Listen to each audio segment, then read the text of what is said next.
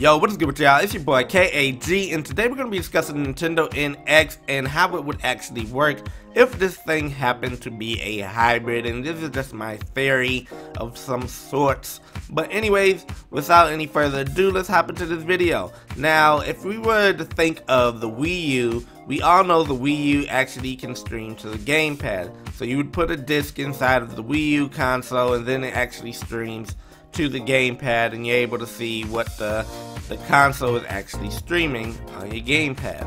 Now, if you're gonna think about the NX, you're gonna think of it in reverse. So rather than you actually going ahead and putting a piece of media inside the console itself, you're actually gonna put the media inside the gamepad or the handheld device itself. The reason why we do that is because that allows the actual handheld device to have everything it needs in order to play a game on the go. So all the internals, the initial internals, are inside of the actual handheld device. It will act sort of as a 3DS of some sorts.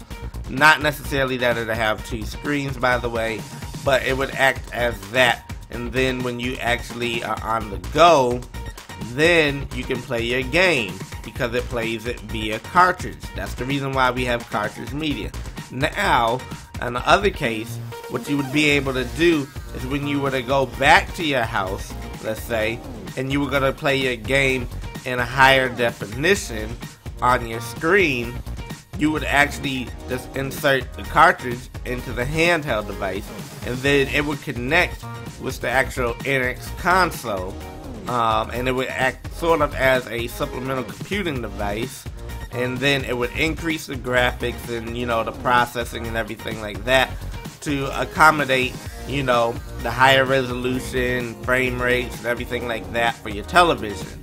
So that is the reason why it's actually in reverse rather than actually sending the information from the console to the handheld. Now, the reason why this makes sense is because if you actually look at the AMD X Connect, and I may leave a link to it in the description, but the AMD X Connect acts as an external GPU/CPU combination. So you could take a regular laptop, like a regular notebook laptop, and you could connect it to this box, and then it would display the game on your screen on your laptop at a very high definition frame rate, because it's just pretty much a GPU sitting outside of your laptop. That way your laptop can still be more portable, but can also have gaming capabilities when it's connected. And that's pretty much how the NX handheld device / NX console would actually work. Now, the theory behind this is also the fact that as of March of next year, it would be actually time to replace the 3DS, because it would have been 6 years since, you know, we had our last real handheld device. So the NX handheld device would actually be, you know, a representation of the replacing of that actual handheld device, rather than getting rid of the 3DS.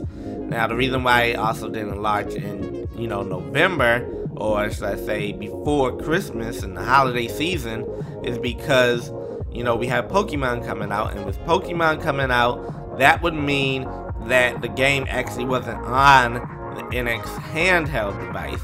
So it would be pointless for them to release it at that time, because everybody will be playing, you know, the new Pokemon on this handheld device, you know, instead. So there's no point for them to go ahead and buy an NX when they can play it on the 3DS. So that's the reason, part of the reason why it's not actually coming out holiday season, on top of, you know, other things, I would assume.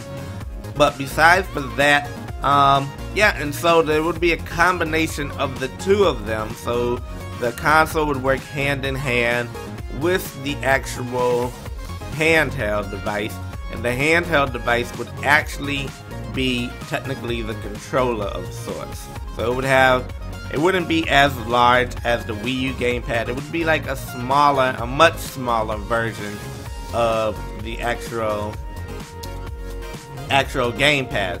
So you could imagine probably something about the size of a PlayStation Vita. So yeah, you'd probably be looking at around that size, for the handheld device, except with, better controls, of course, because we all know how the PlayStation Vita's controls work.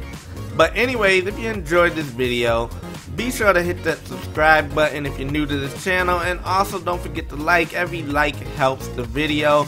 But anyways, I'll talk to you on another one. Peace.